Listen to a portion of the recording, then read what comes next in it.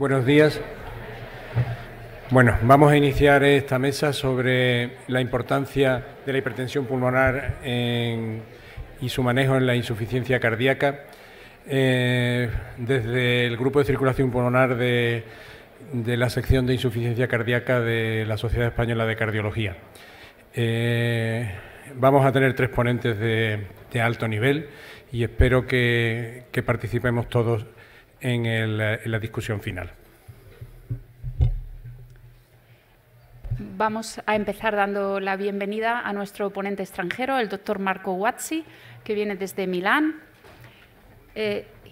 Dr. Marco Guazzi is Professor of Cardiology at the University of Milano. He's also the head of Cardiology Department at San Donato University Hospital, also in Milano. And in his wide research includes pulmonary hypertension associated to left heart disease, and that's why he's here today to teach us about pulmonary hypertension associated to left heart failure. So, whenever you want. Buenos días todos, and this is the maximum I can say in Spanish. Sorry about that, it's a shame, like many other things are happening in our country, like the national team, but don't touch this. So there is a much of interest in Group 2. First of all, thank you very much for inviting, and I want to thank all the Spanish friends for having taken in mind myself. There is interest. I would like to go with you and open the discussion on some point. There is so many interests and things to know. But I think that one point is that we have assisted to many changes in definition. Is this 2018 the final end, or is the end of the beginning? I was saying someone in the past.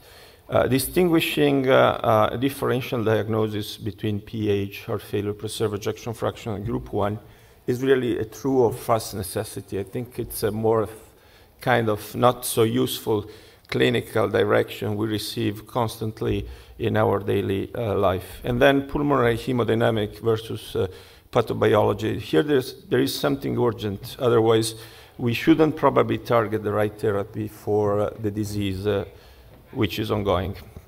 So the interest and the burden is increasing. For a long time we have focused on the advanced heart failure, patients receiving transplantation and devices, but now, starting from 2010, there is interest in the early stages, and we need to learn that we need to perform some prevention of pulmonary hypertension, like we do some prevention of systemic hypertension.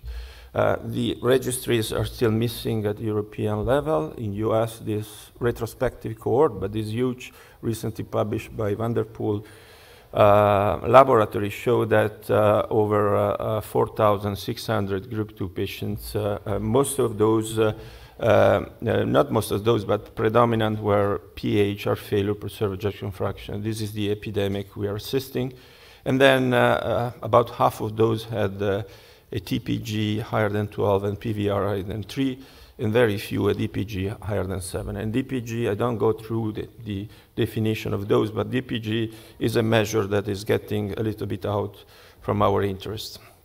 But what we need to know is, probably we have spent so much time on definition, and Historia is something we need to address better. And in the 1958, Paul Wood performed some initial study on exercise, and now we need to consider exercise and pH something useful. Even the NICE conference has opened to exercise as an important tool for addressing pH. And at those times, he defined something that we already use, and is exactly the same.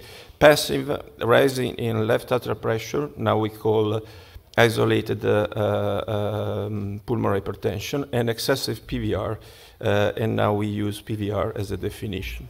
But despite this, we were able to get so many changes over time with the EC guidelines in 2009, including TPG, and then the TPG was removed, and then PVR was removed and replaced by DPG, and then again PVR was included. So the NICE conference, we hope, is the end of this story, but it's actually proposing to keep the definition isolated precapillary pH, postcapillary pH, CPC-PH and changing the cutoff of mean pulmonary pressure. This should improve the sensitivity for getting those patients with left heart disease who probably do not have yet EPC, but they are developing, especially during exercise. The NICE conference was characterized because a lot of time was spent on the technique for measuring the wedge pressure. Generally is taking an end aspiration, and some people take the average of diastolic and systolic cycle. And this is correct. But some others say if you take this, you may underestimate what happened at a true end diastolic after the E wave pre-C measurement. And this could be the reason why some groups, like a Vienna group, may have an increased EPG in a higher rate compared to other groups. And then the concern was related to the potential for having a V wave, high V wave. With mitral regurgitation, we see, with atrial fibrillation, we see a high V wave. And if we take the average at this level, the difference here that we can see between the average and the pre-C wave, it might be significant. And this concern was driven by this paper, very nice, showing that there is a dissociation between in patient with atrial fibrillation, where we lose the A wave, and the machine should be turned off on the reading of E wave.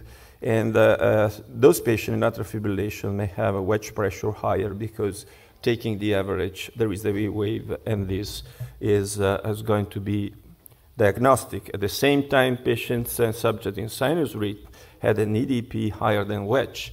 So they were with group 2PH for EDP, not for wedge pressure. But this is absolutely aleatory, and then we need to place in the real life. This is a slide I like to present because every time that we read a paper, especially in PHSF, which is something interesting, we see that in most of cases, the wedge is not even measured. The pulmonary artery systolic pressure is measured. 40 is taken as a measure of mean pulmonary pressure, around 20 and 25. And most of these trials show that these patients may have a pulmonary artery systolic pressure higher than expected. And in this study also, it's clear that there is not in any case, like suggested by guidelines, an invasive measure by right heart cath, but there is the potential for echo like we use in daily activity. So if we transpose the cutoff to the hemodynamic, the true hemodynamic, what we're missing in the definition is the relationship between compliance and resistance, which is the impedance of the right ventricle. And in this relationship, we know that the wedge pressure is able to move and to shift this relationship. For example, increasing wedge pressure, like happened during exercise, there are plenty of data that show that there may be an increase in pulsatility loading. This is IPC, eventually PH, and the relationship moved down, the inverse relationship, and the time between compliance and resistance is going to be shortened. And then it is said that we have a resistance, pulmonary vascular resistance of 3. We have probably, but we don't know, vasoconstriction and remodeling. But what we're missing is in this curve, the natural history of uncoupling. We should expect that uncoupling develop in the latest stage with high PVR, but probably we should have in some subject, depending on the RV, of course, uncoupling even in the early stages. So the RV is not included in the definition. This is a pity because the RV is guiding the prognosis. This is one of the many examples we have.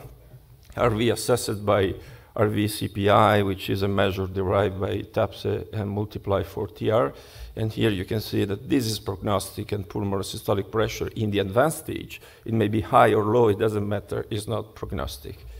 Distinguishing this driving completely me crazy. I don't know if someone in the audience agree, but anyway, we're spending so much time looking at the difference between preserved ejection fraction pH and group 1.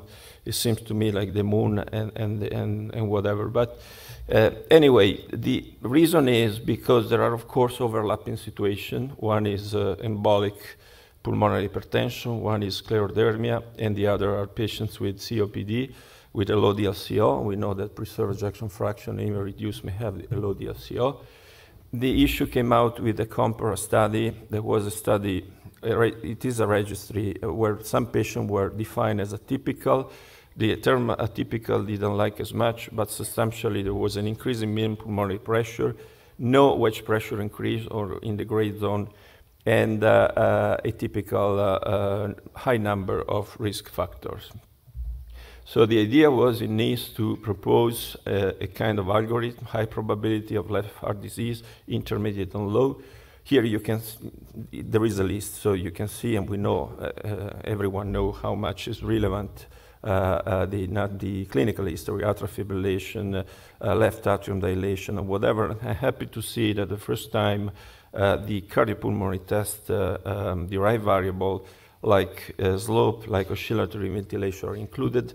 The idea is, but need to be confirmed, that in the low probability, when we have probably group 1 pH, the slope is much higher than in group 2, and there is no exercise oscillatory ventilation. But this is just based on single center, small number studies.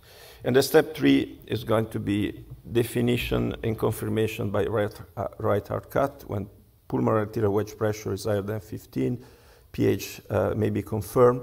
Or if we have any kind of doubt, we can consider measuring EDP rather than wedge, which is quite atypical because the patient needs to be instrumented with a catheter also in the left ventricle. When we are in the gray zone, we may have a low probability and go through precapillary or consider provocative tests. And here there was a little bit struggling because there was some people were saying in normals there may be an increase during exercise in wedge pressure, and it's not a good way to assess this point. And also the other point is that during exercise, the studies have been performed are just studies for getting a true diagnosis of HFF, not really pulmonary hypertension, HFF. In normals, the fluid loading and also a little bit few in patients with already a diagnosis of PH, whatever the reason, have been shown, like in this study by Michele Dalto in Italy, that was taken as a representative study for making the direction, but I think there are a few numbers here again, that the fluid loading at a amount of 500 cc at some time of rate may in some subjects increase pulmonary wedge pressure higher than the 18, and that should be useful. But on the exercise, we have increasing evidence. This is one already published, and we see that the complete different behavior between the HFF pH with an increase in the slope of wedge over cardiac output compared to normals and group 1.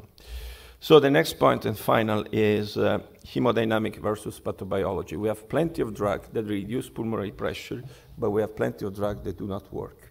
So we need to know that these are patients that have a pulmonary vascular disease which is completely different from what happened in group 1, but they have fluid which may be subclinical, and the fluid works in terms of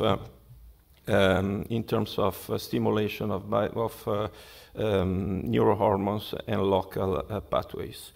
So this is a case of a patient common to all of you of HFF and all women coming like a wet and warm, flash pulmonary edema that resolve after 1 hour. And then for most part of the cardiologists, when we have a picture like this, and then we see that there is no water, the lung is completely perfect. We don't need to consider the lung as a target of therapy. Then the patient was completely well followed up. Here we see that the pulmonary pressure is around 40. We see there is a diastolic impairment, and there was not a potential diagnosis of amyloidosis at MRI. But what happened in the lung when we have a pulmonary edema is something that we need to consider. There is this is a 3-layer structure which need to be very thin for gas diffusion, but also very resistant to stress-related hydrostatic pressure increase, fluid clearance in the alveoli, extracellular matrix for strength, and permeability and reabsorption by the endothelium. And in this ultrastructure, there is a lot. There is the potential to continue, otherwise we should be in pulmonary edema, to reabsorb sodium from the alveoli by the sodium channels.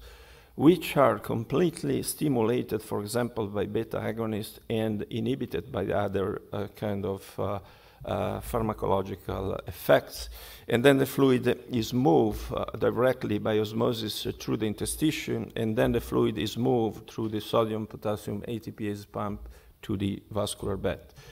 When we have pulmonary edema, there is a stress failure well described by many experimental models. There are breaks, fluid gets out, there are protein, there are breaks in the matrix, and here we have what happened. The fluid causes inflammation, and there is increase in oxidative stress. These are models very nice, obtained in animals, looking at the stress failure with increasing transmural pressure. These are changes occurring with subclinical fluid edema, and we see just the thickening of the unit, and this means reduced ability to diffuse oxygen. And the third stage is capillary remodeling, and in this case, there is more protection against fluid because there is a thickening and there is the extracellular matrix that become thicker, but we have still all the problem in terms of fluid reabsorption, in terms of fluid permeability by the endothelium. Animal model helps. This is one very nice after 4 months of bending in feline model, and you can see how much remodeled is the alveoli and the capillaries in there. And the humans' findings are increasing. This is a very nice demonstration that we may have in CPC some gene expression similar to PAH with genes, for example, that express extracellular matrix and basement membrane proteins, which is something that we already seen before. In addition, the Mayo Clinic recently published this evidence showing that we have to take care not only probably these are post-mortem analysis of not as many patients, but you can see HFpEF and pulmonary venous disease and reduced ejection fraction. And the venous system is impaired more in the HFpEF than reduced ejection fraction, similarly to pulmonary venous obstructive disease, so suggesting that we need also to consider the remodeling in the pulmonary veins, and that could be a reason we see a discrepancy also between pulmonary capillary wedge pressure and EDP.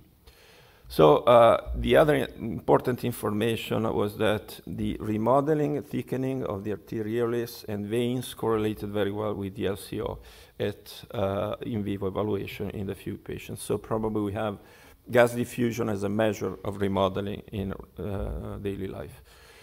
So that's personal opinion. I think that looking at group 2 pH definition is really a Pandora box. The search for a best cutoff does not seem to get the best methodology for addressing and treating these patients.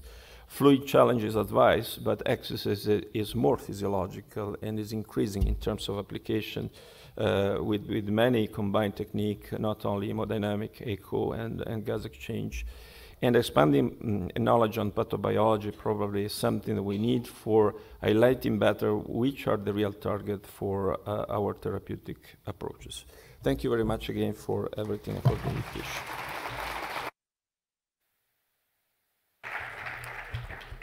Thank you, Dr. Huazzi. We will leave the questions for the end of the session. Bueno, y ahora voy a presentar al doctor Alejandro Recio, compañero y amigo, y en el trabajo en la unidad de hipertensión pulmonar y la unidad especializada de insuficiencia cardíaca del Hospital Virgen Macarena, que nos va a hablar sobre el posible tratamiento de la hipertensión pulmonar tipo 2. Bueno, muchas gracias por la amable invitación de la organización y por las palabras de Antonio, aunque realmente cuando me dijeron de venir a esta sesión, bueno, no tengo nada que declarar, pero también me quedé un poco diciendo, tengo algo que decir respecto a esto y sobre todo después de tener los compañeros que comparten la mesa, la calidad que tienen tanto el doctor Huazzi como la doctora Pilar Escribano, pues la verdad que me hace bastante difícil esta charla. Así que vamos a intentar un poquito ver si tenemos algo más de lo que ya sabemos para el tratamiento de la insuficiencia cardíaca con hipertensión pulmonar asociada.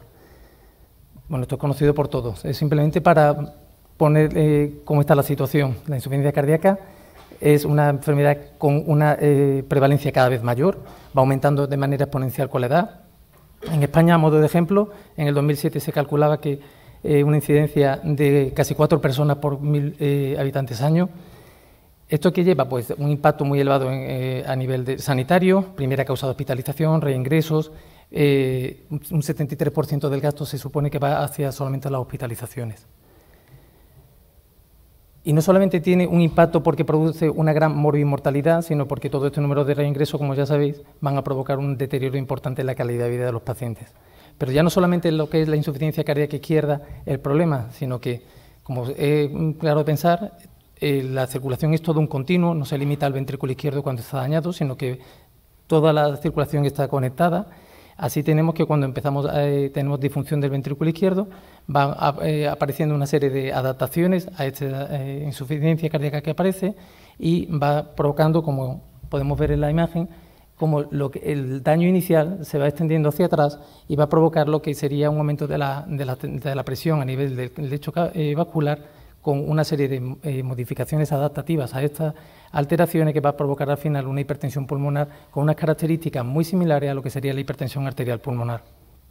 De hecho, en el último simposio pues, se mantiene lo que sería como grupo 2 la hipertensión pulmonar asociada a la enfermedad izquierda, ya sea por fallo ventricular izquierdo, con fracción de eyección deprimida, preservada, enfermedad valvular o congénito poscapilar.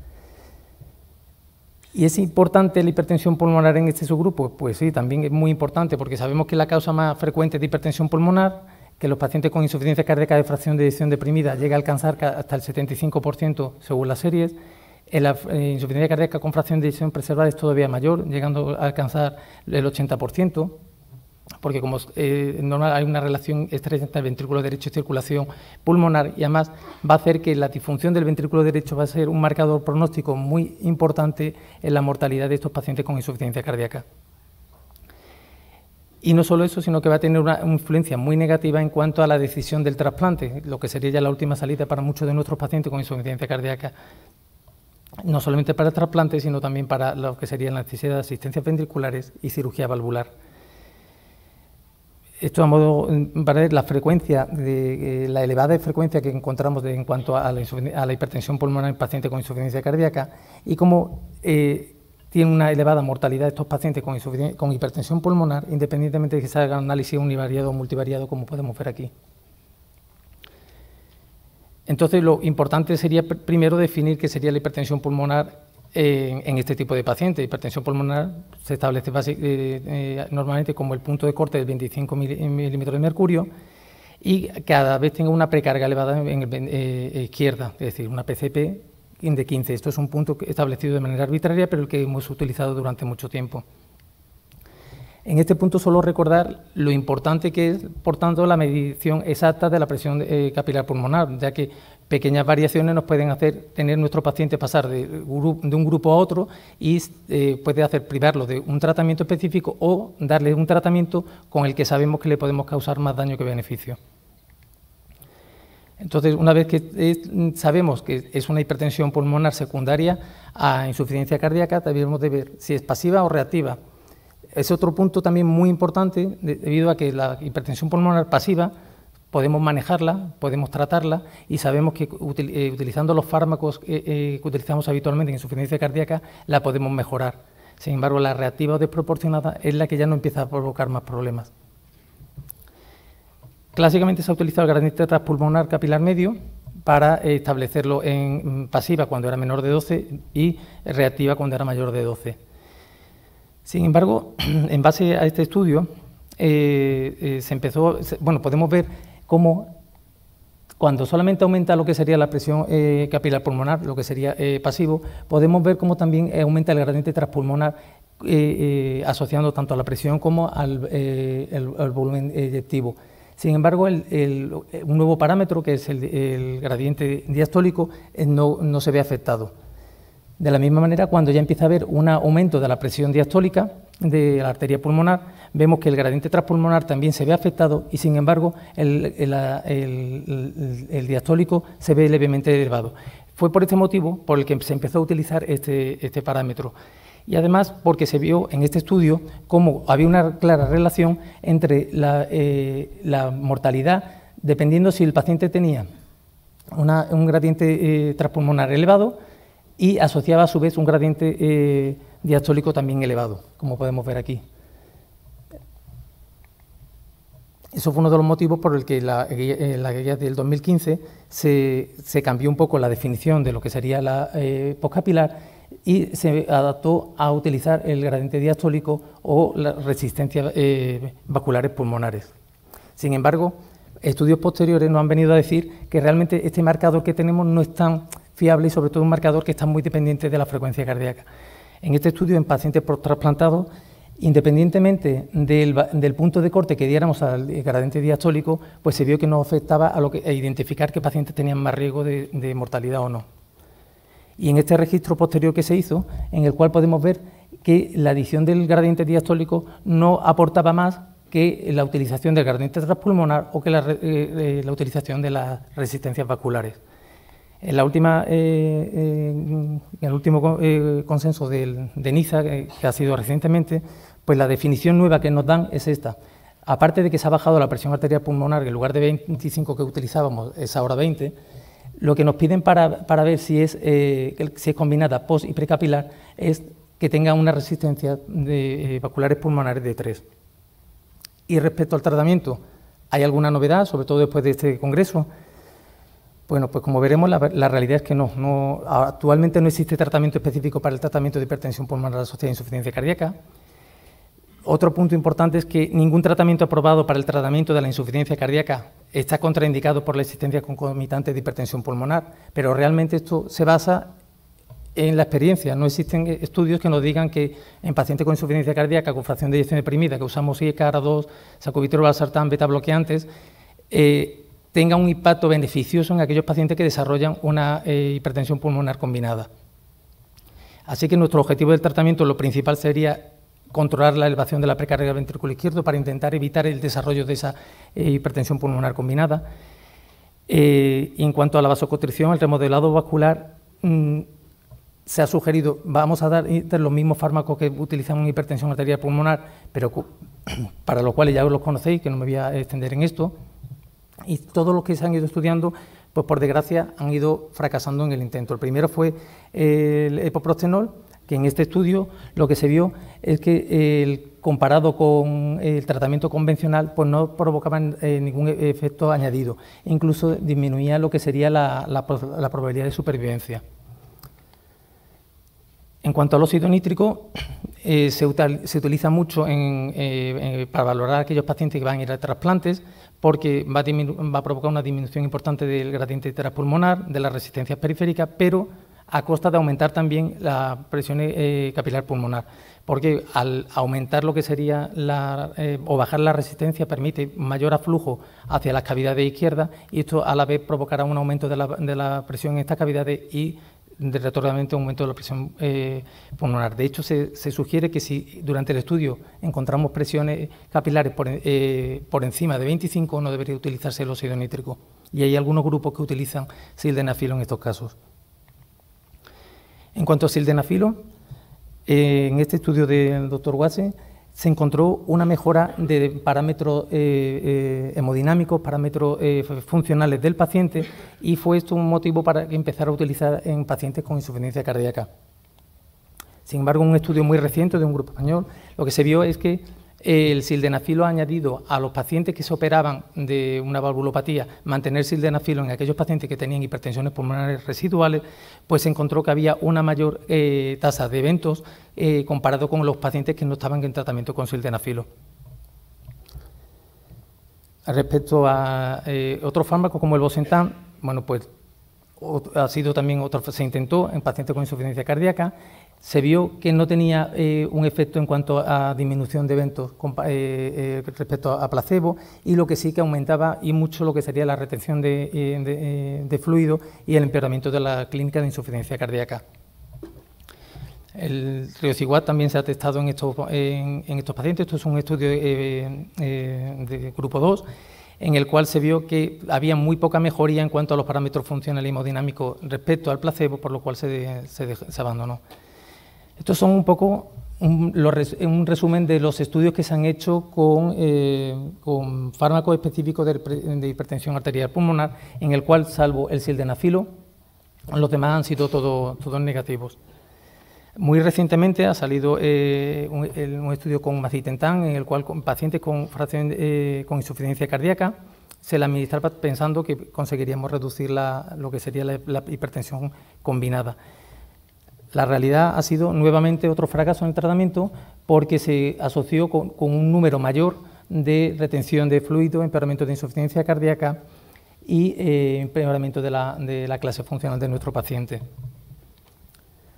Por lo cual, esto que figuraba en la anterior guía del 2015, que las drogas aprobadas en hipertensión arterial pulmonar no se recomiendan en este tipo de pacientes, bueno, en las nuevas guías pues va a salir exactamente lo mismo. Seguimos sin tener ningún estudio de ningún fármaco utilizado en hipertensión arterial pulmonar que nos diga que podemos mejorar el pronóstico en cuanto a la disminución de la hipertensión pulmonar combinada y que esto se refleje en una mejora en el pronóstico de nuestros pacientes. De hecho, se ha añadido una nueva advertencia, que es que el sildenafilo, en base al estudio que os he comentado, no se debe utilizar en aquellos pacientes a los que se le ha puesto una válvula y mantengan todavía insuficiencia cardíaca.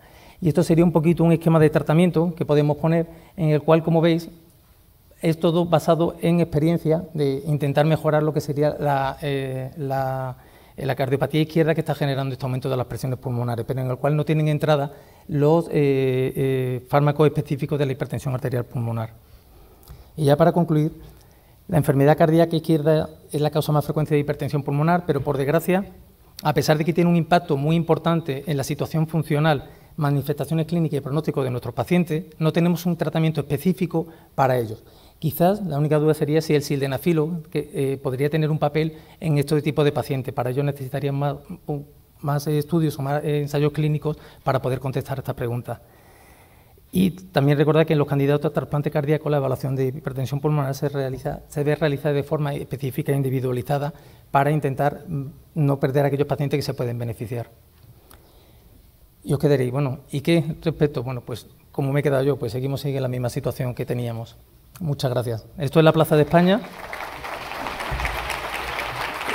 iluminada de rojo en la Semana Mundial de Insuficiencia Cardíaca.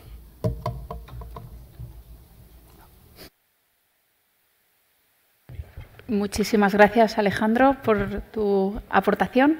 Y ahora damos la bienvenida a la doctora Pilar Escribano, que, como todos sabéis, es la responsable de la Unidad Multidisciplinar de Hipertensión Pulmonar del Hospital 12 de Octubre, unidad de referencia nacional, y es para nosotros un honor tenerte hoy aquí, Pilar, que nos va a hablar del manejo del paciente crítico con hipertensión arterial pulmonar. Cuando quieras. Buenos días a todos. Agradecer al comité organizador que haya contado conmigo para estar aquí hoy. Y bueno, yo voy a hablar de la hipertensión pulmonar, pero también de la hipertensión arterial pulmonar, no de la hipertensión pulmonar del grupo 2, porque a fin de cuentas, como se suele decir, ese es mi libro. Con lo cual, cuando se me invita a mí, pues ya se sabe que vamos a hablar de la hipertensión arterial pulmonar también. Realmente lo primero que uno tiene en la cabeza cuando se enfrenta a un paciente en la unidad de cuidados intensivos que lleva con hipertensión pulmonar es la pregunta del millón. ¿De qué hipertensión pulmonar estamos hablando? Porque nuestro primer esfuerzo tiene que ser es saber a qué nos estamos enfrentando.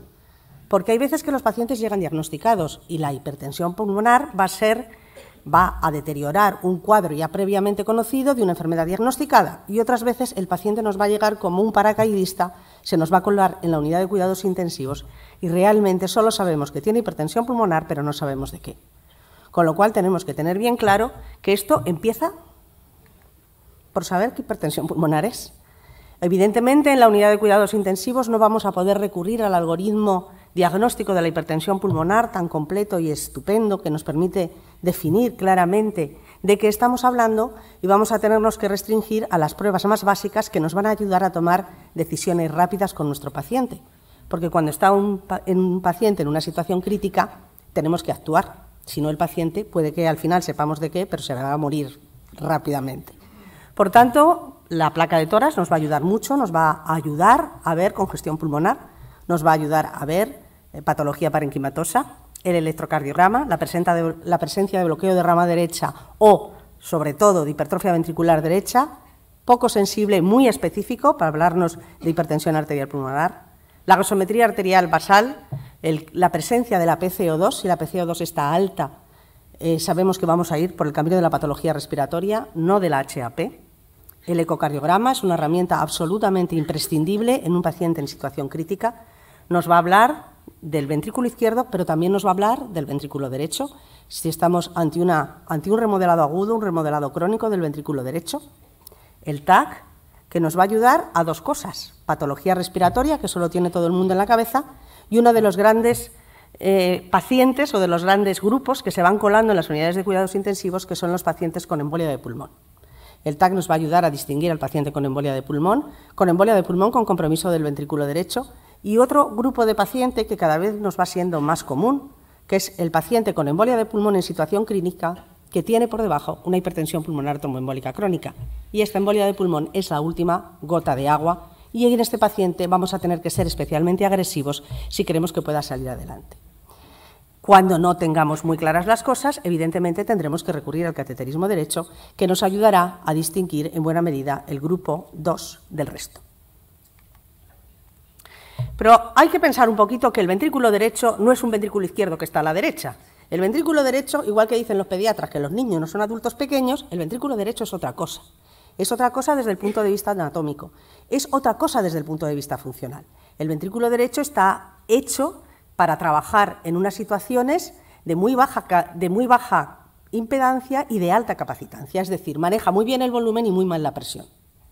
Sabemos que además el ventrículo derecho se contrae de manera longitudinal y de manera peristáltica, empieza en el cuerpo y acaba en el infundíbulo, y cuando el ventrículo derecho está todavía eyectando, el ventrículo izquierdo ya ha terminado su trabajo. Es decir, el ventrículo derecho y el ventrículo izquierdo están juntos, tienen el septo interventricular en común, pero su mecanismo y su fisiología es diferente.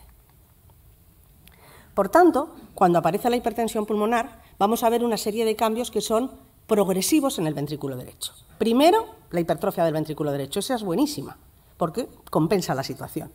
Pero conforme la hipertrofia del ventrículo derecho se va agotando, va a empezar una rigidez progresiva en el lecho vascular pulmonar por la elevación de las resistencias vasculares pulmonares de la hipertensión pulmonar y la pérdida del acoplamiento entre el ventrículo y la arteria pulmonar.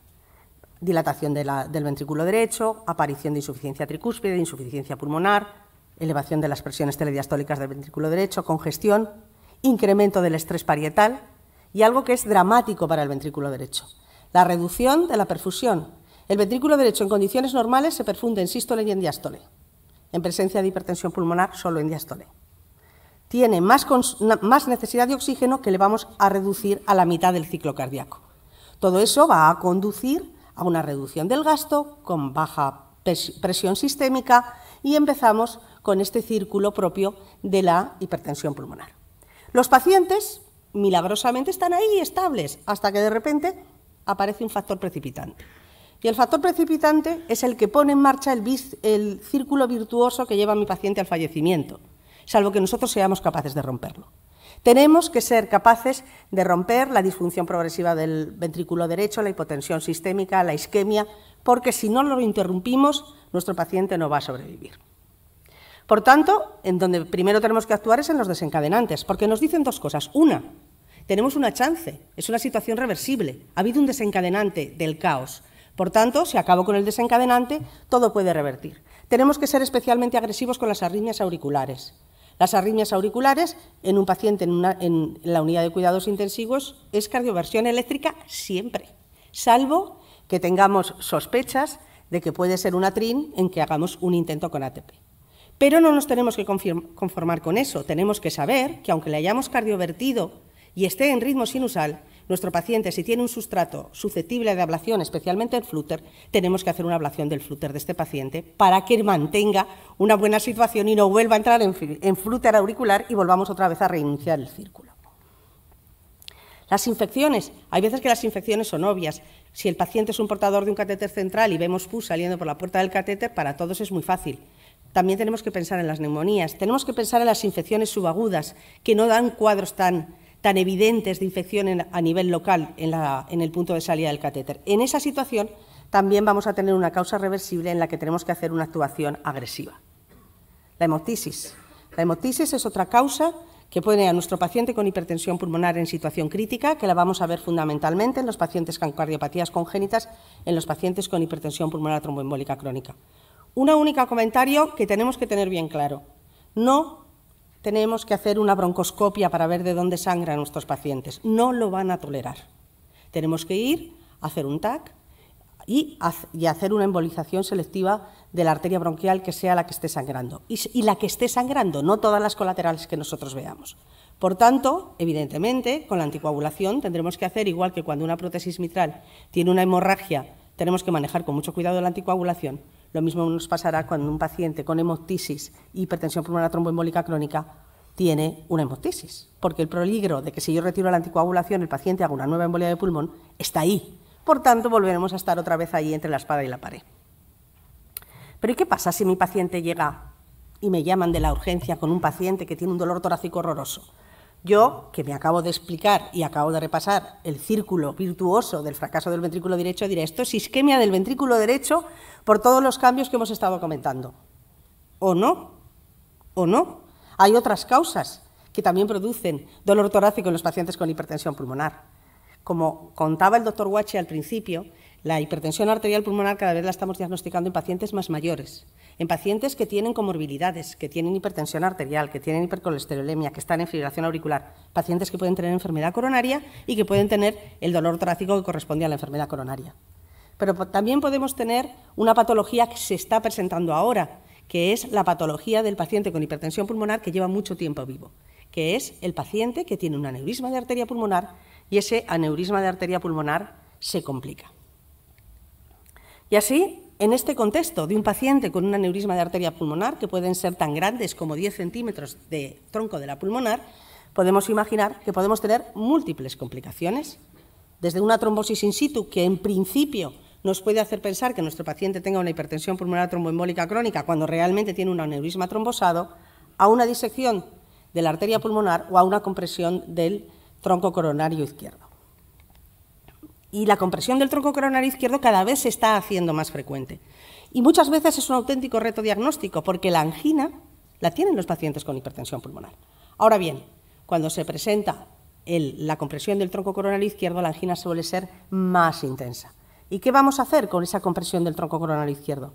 Si tiene angina, y aquí entramos en una discusión dependiendo de los grupos, hay algunos que son muy proactivos y en cuanto hay un 50% de estenosis del tronco ponen un stent, y hay otros grupos que son más conservadores. En un caso como el que ilustra la imagen, pues es muy fácil tomar la decisión.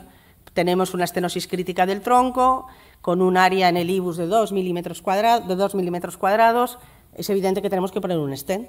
Señor que acude con una angina terrible, una estenosis crítica de tronco, esto lo tenemos todo muy fácil. Pero hay veces que las cosas no son tan fáciles. Hay veces que el paciente está asintomático o tiene solo una prueba eléctricamente positiva. Sabemos que esto del ojo, del 50% de la estenosis de tronco, es muy variable. Hay otros grupos que son más conservadores, como nuestro grupo, que prefiere hacerlo tal y como se hace para tratar una estenosis de tronco, teniendo también en cuenta el área del IBUS. Evidentemente, por tanto, tenemos que acordarnos que esto puede ser un origen de la angina y sobre todo de una angina muy intensa en un paciente con hipertensión arterial pulmonar que lo puede inestabilizar y mucho. Y tenemos la otra gran fiesta, que es la disección de la arteria pulmonar. La disección de la arteria pulmonar puede significar una situación absolutamente catastrófica, sobre todo cuando se rompe, exactamente igual que la disección aórtica. Y si esto sucede, pues vamos a asistir a la muerte del paciente, porque no nos va a dar tiempo realmente a poder hacer ninguna otra cosa. También vamos a presenciar disecciones crónicas de la arteria pulmonar, en las que realmente no hay mucho que podamos hacer, y en nuestra experiencia pues tenemos 3 pacientes con disección crónica de la arteria pulmonar. Siempre pensamos que si tenemos una disección en la arteria pulmonar es un criterio para derivar a nuestro paciente a trasplante. Habitualmente son arterias pulmonares muy dilatadas, en pacientes con muchísima hipertensión pulmonar, pero a veces el trasplante no es una opción, como en los casos que yo pongo aquí. Evidentemente, esta presencia de disección de arteria pulmonar en arterias pulmonares muy dilatadas no sabemos cuál es su historia natural. Nosotros podemos decir que, al igual que en la casuística que hemos presentado previamente, pues hay algunos pacientes que han vivido 6 años, han muerto por otra cosa o que llevan 5 años vivos y que ni la disección ni el aneurisma ha progresado. ¿Qué es lo mejor para ellos? Pues a nosotros se nos hubiera antojado que ojalá los hubiéramos podido trasplantar, pero no eran ninguno de los dos candidatos a trasplante. Por tanto, si ya nos vamos a ceñir a qué vamos a hacer con este paciente que tiene esta situación en la que hemos activado el botón rojo de máxima alarma, pues vuelvo a insistir, siempre buscar los desencadenantes, acordarnos del embarazo, que también está ahí, acordarnos de la activación de una enfermedad autoinmune, que también está ahí. Vamos a hacer medidas generales, entre las que destaca fundamentalmente evitar la hipercapnia, evitar la hipotermia, conseguir una buena oxigenación para mi paciente. Un manejo muy riguroso del volumen. De esto hablaremos con un poquito más de detenimiento. Aumentar la contractilidad del ventrículo derecho.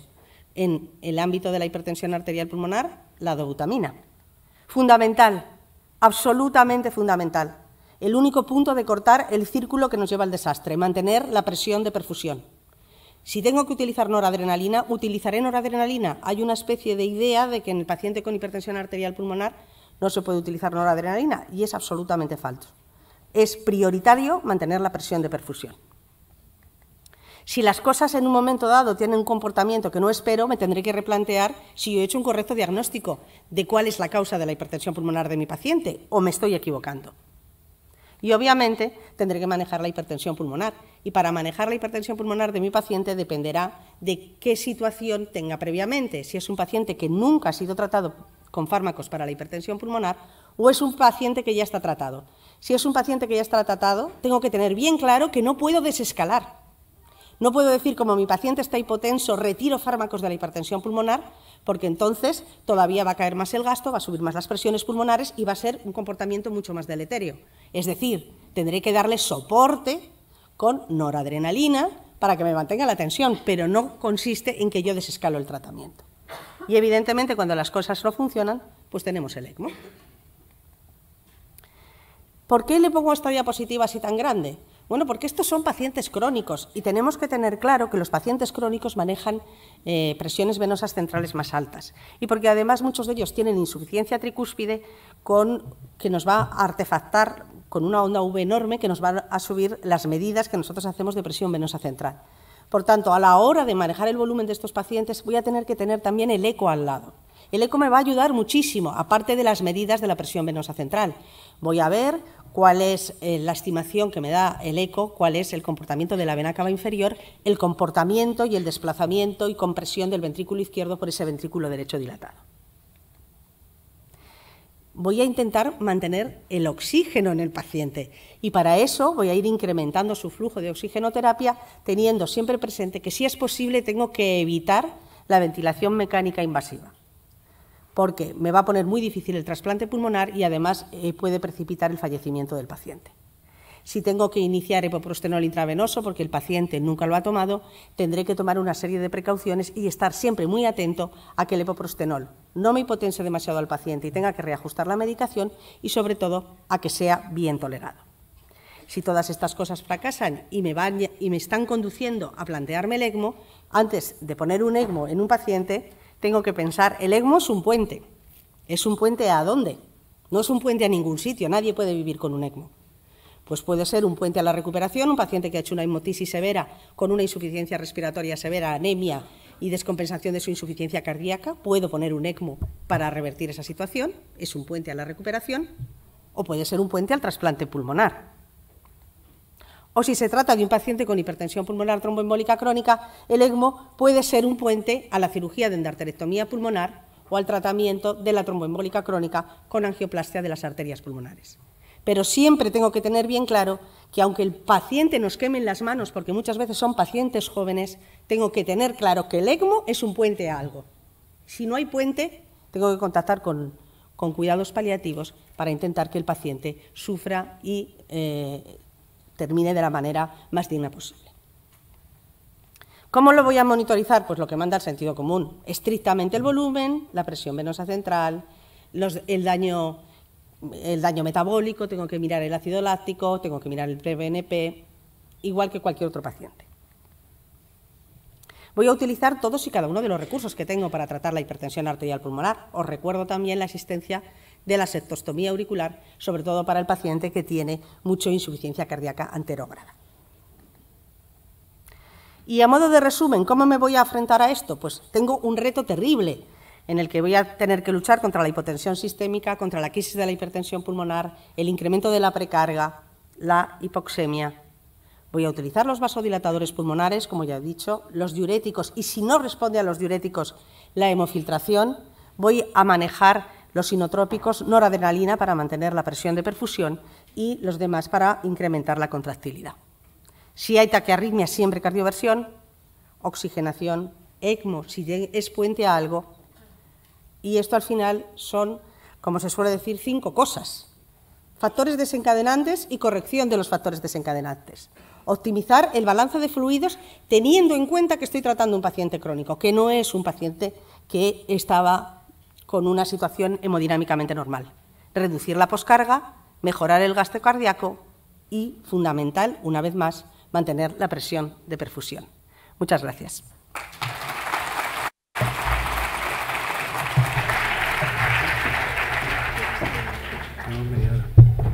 Bueno, muchísimas gracias, Pilar. Hemos aprendido muchísimo sobre el manejo del paciente crítico y ahora damos paso al turno de preguntas. Seguro que la audiencia quiere preguntar algo.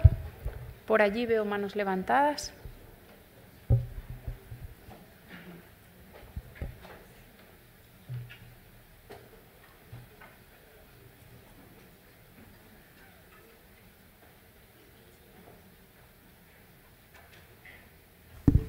Buenos días. Yo quería preguntar al doctor Resio qué papel tienen los fármacos específicos para la hipertensión arterial pulmonar en pacientes en lista de espera de trasplante cardíaco, si es que lo tiene.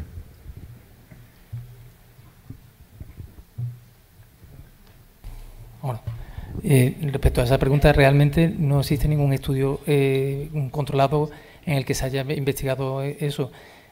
Habitualmente en este tipo de pacientes, hasta que o por lo menos la experiencia clínica que se ha utilizado en estos pacientes es utilizar sildenafilo, pero de manera totalmente por arte, por así decirlo, porque no hay ningún estudio que te haya dicho que en estos pacientes funciona, pero es una cosa que creo que es una práctica bastante habitual y es lo que actualmente tenemos, pero no existe mucho más.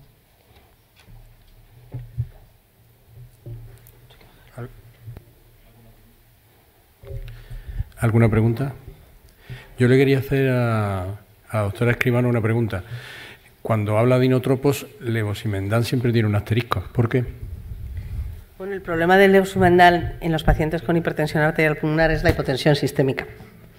Entonces, nosotros hemos utilizado levosimendan en la hipertensión arterial pulmonar, sí, pero habitualmente como una segunda fase. Cuando yo tengo un paciente dependiente de inotrópicos, puedo utilizar el levosimendan para acabarlo de destetar de la dobutamina.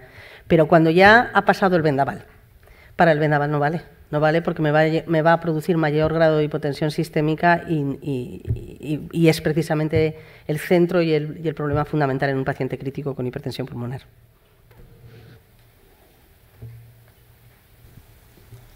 Hola, buenos días. Muchas gracias a todos, que hemos aprendido muchísimo. Y quería preguntaros en general, a la mesa en general, si, aunque la doctora Escribano nos ha recordado que el ventrículo derecho no es el izquierdo, si creéis que tendría algún papel el sacubitril/valsartán, dados los resultados que ha tenido en el izquierdo, en el tratamiento de pacientes con disfunción derecha. ¿En el contexto de la hipertensión arterial pulmonar o en el contexto del ventrículo derecho sistémico? En hipertensión pulmonar, por vasodilatación o...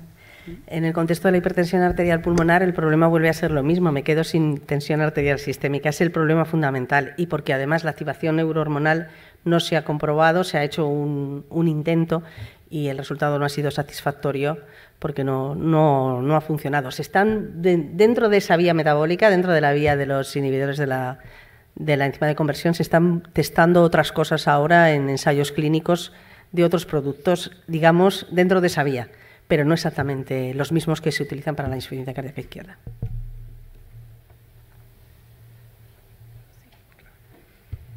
Bueno, yo quería hacer una pregunta al doctor Guazzi. Even though we don't have any treatment approved for pulmonary hypertension in left heart dysfunction, I know you have been studying during many years with sildenafil, and do you really think we should not give sildenafil to those patients with that right ventricle, which is very hypertrophic, dilated, dysfunctional, with pulmonary vascular resistance very elevated? Do you really think those patients don't improve with sildenafil? Thank you for the question. It's a good question because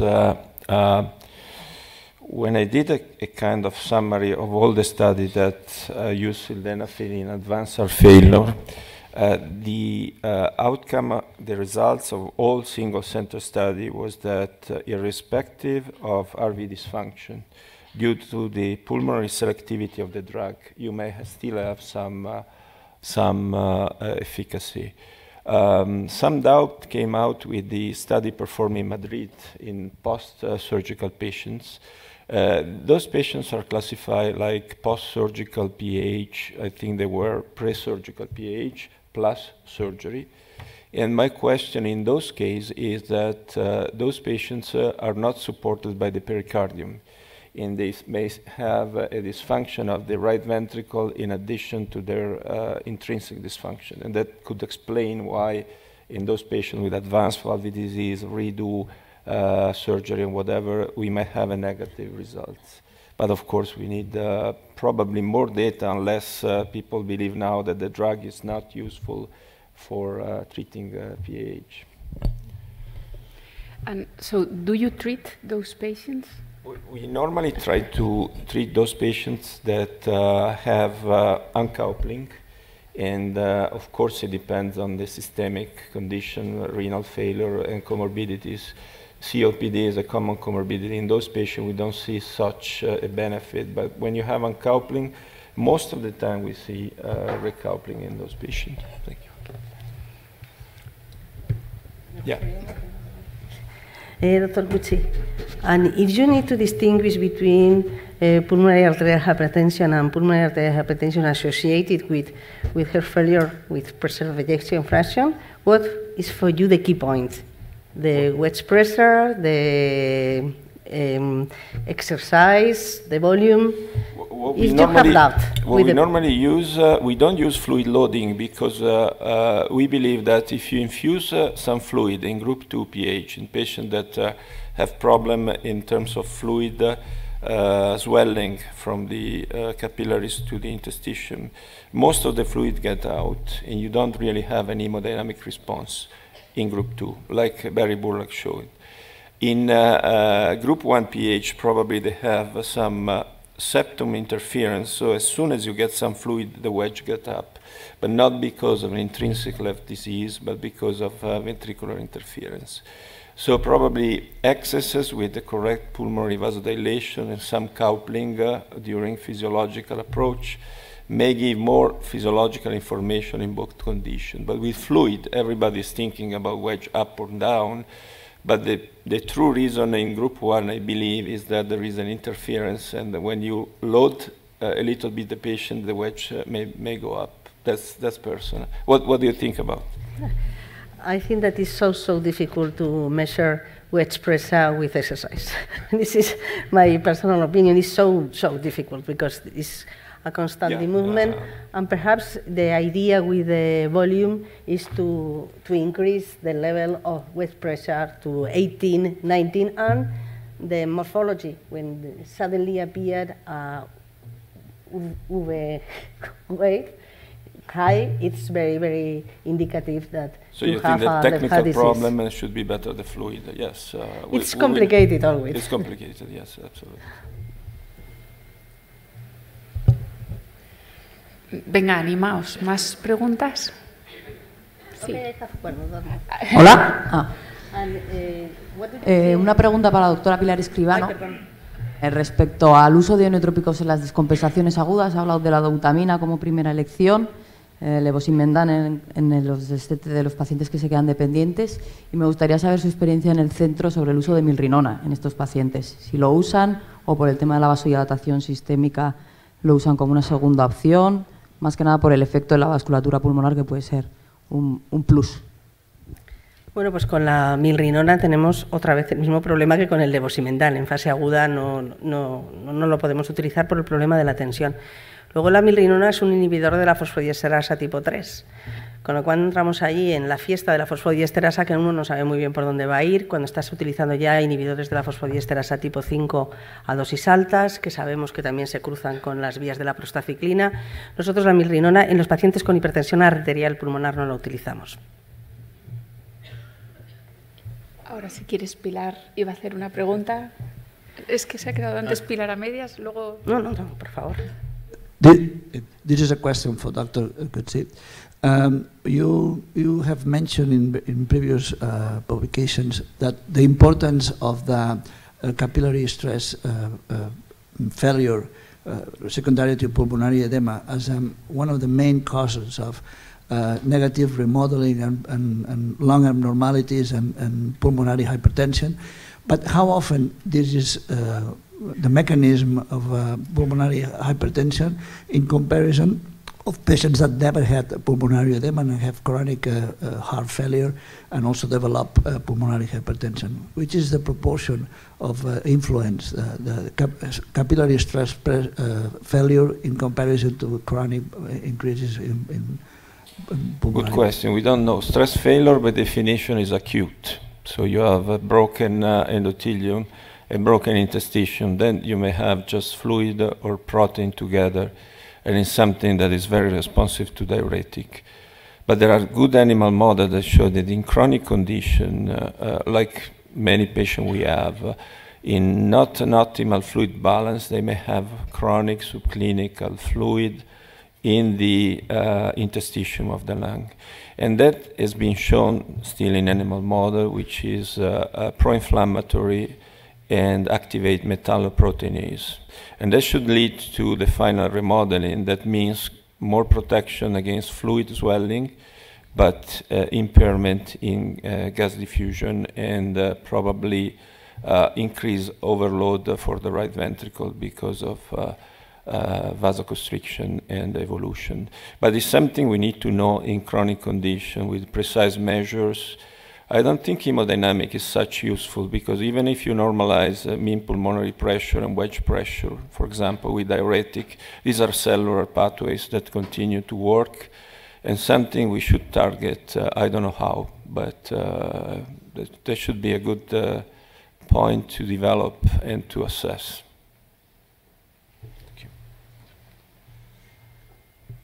Pilar?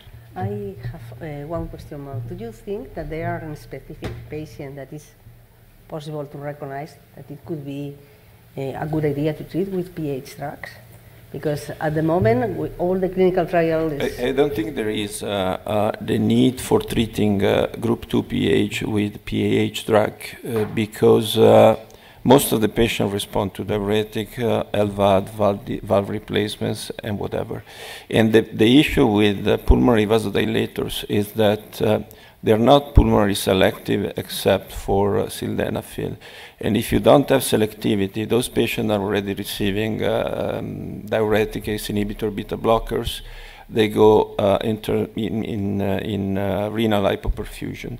So it's a nonsense to treat those patients with vasodilators that are pulmonary and systemic. In group 1, it makes sense because probably the left ventricle is much better. In group 2, the left ventricle is not responding, of course, to vasodilation, maybe in mismatch. And I think the advantage of using sildenafil is the true selectivity of PD5 expression in the capillary system and no major effect. You show initially acutely in the patients treated acutely by sildenafil that the wedge pressure doesn't decrease and pulmonary vasoresistant dilate, which means selectivity, and this has been confirmed in chronic. So I shouldn't include sildenafil like a classical pulmonary vasodilators. But don't tell to PAH people. They get mad, become mad and crazy. And I don't know your opinion, but... And for me, it's truly impressive when I read the article about the change in venues, like in heart failure. That is exactly the same that veno-occlusive disease in the group 1. And it could be the explanation that all the drugs is not going well in heart failure, because with veno-occlusive pulmonary hypertension we have a lot of problems with PH drugs, and we can see in some patients pulmonary edema. Exactly the same like with the heart failure. But we now know that for more or less 20–30% of the patients with veno-occlusive disease is not possible to treat with PH drugs. And in the left heart failure, it could be another step more to don't use PH drugs, or what do you think? No, I think that in very selected patients and in patients already receiving, for example, left ventricular assist device, they are good candidates for vasodilation. But we couldn't use a good selective or non-selective pulmonary vasodilator without having an idea on how the right ventricle is working.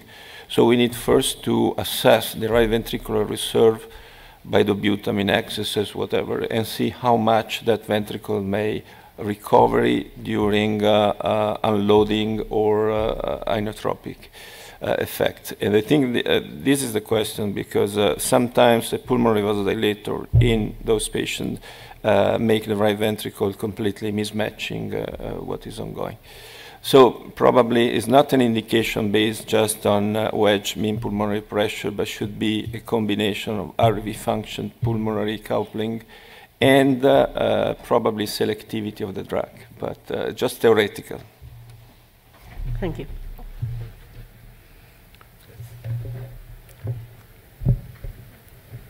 ¿Alguna pregunta más? ¿Quieres tú hacer una? Para el doctor Recio, en el tratamiento de la insuficiencia cardíaca con fracción de eyección preservada, en la cual también tenemos fracaso tras fracaso, hemos visto que quizá uno de los elementos fundamentales es la ausencia de definición fenotípica y de meter a todos los pacientes en el mismo saco cuando parece que son muy distintos y que pueden obedecer a diferentes gatillos, ¿no? ¿Piensa que en la hipertensión pulmonar asociada a insuficiencia cardíaca meter a todos los pacientes en el mismo grupo a la hora de intentar tener resultados puede ser también parte de la falta de éxito?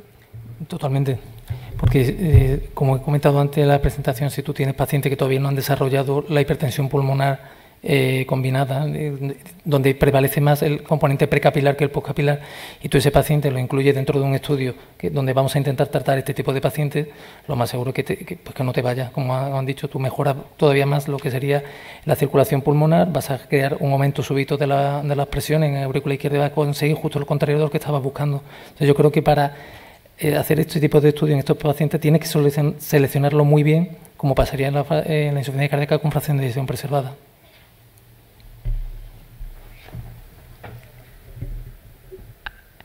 Bueno, yo querría preguntar a la doctora Escribano si, ya que hay siempre tanta discusión sobre tratar o no a los pacientes con hipertensión pulmonar asociada a cardiopatía izquierda, si en esos pacientes que de verdad tienen el ventrículo derecho muy remodelado, que de verdad puede que tengan enfermedad vascular pulmonar precapilar asociada a la poscapilar, que obviamente tienen porque es del grupo que hablamos, si aparte de todo lo que le hemos preguntado al doctor Guazzi, a mí me gustaría saber tu opinión. ¿Tú consideras que estos pacientes que realmente tienen enfermedad vascular pulmonar y realmente el ventrículo derecho está muy remodelado podrían responder a la terapia? Bueno, pues mira, ese creo que es el problema principal, que era un poco lo que yo le preguntaba al doctor Guazzi. ¿Cómo encontrar el fenotipo de paciente real que puede responder a la terapia? Porque en el último estudio de Río Figuat ya se seleccionó pacientes con hipertensión arterial, o sea, con hipertensión pulmonar ya importante y significativa, y tampoco ha salido bien. La experiencia que nosotros tenemos, en los que al principio, fundamentalmente por la respuesta en el test agudo vasodilatador con sildenafilo, estábamos más animados, luego hemos ido perdiendo fuelle porque realmente no estamos viendo el resultado esperado. Y en el paciente valvular tampoco estamos viendo el resultado esperado, incluso en el paciente con hipertensión pulmonar mucho más severa que la de que constituye el prototipo del SIOVAC. Yo creo que al final es un componente multifactorial, son muchas cosas las que influyen en cada paciente y a día de hoy todavía no somos capaces de determinar qué corresponde a la aurícula izquierda, qué responde al remodelado venoso. A mí es una cosa que me ha impactado muchísimo, debo reconocerlo. Ver una foto del remodelado venoso igual que el de la veno-oclusiva me ha impactado mucho. y luego pues lo que explicaba el doctor Huachi del ventrículo derecho y de todo el funcionalismo del ventrículo derecho. Creo que a día de hoy nos es realmente muy difícil poder definir cuál es el fenotipo del paciente en el que el fármaco puede funcionar, y nosotros ahora somos mucho más escépticos que antes. Bueno, pues cierra tú si quieres. Bueno, pues vamos a dar por terminada esta sesión. Quiero felicitar a los 3 ponentes por su excelente presentación y por la participación que hemos tenido todos. De acuerdo.